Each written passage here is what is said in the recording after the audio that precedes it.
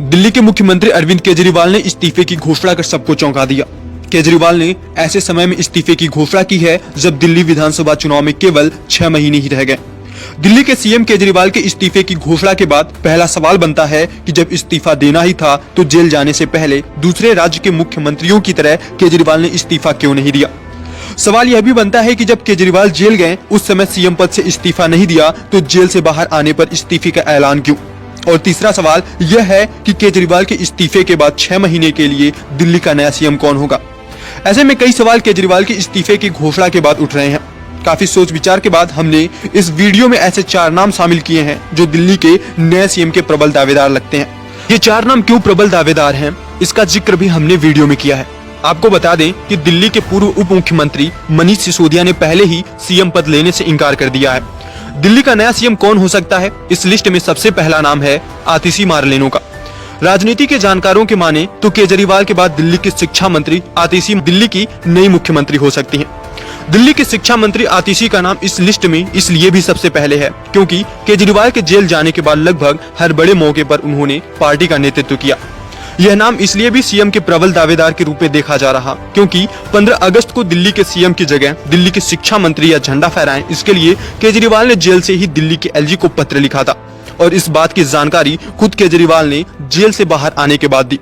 वहीं आतिशी दिल्ली सरकार में कुल 14 विभागों की जिम्मेदारी अकेले संभाले हुए हैं। दूसरा, सुनीता केजरीवाल।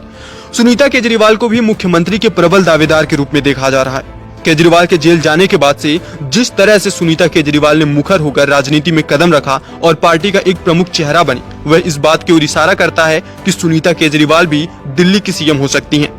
सुनीता भारतीय राजस्व सेवा के अफसर भी रह चुकी हैं। ऐसे में उनके पास प्रशासनिक मामलों की जिम्मेदारी उठाने का अनुभव भी है। 2024 लोकसभा चुनाव में उन्होंने कई जगह रैली की और लोगों को संबोधित भी किया।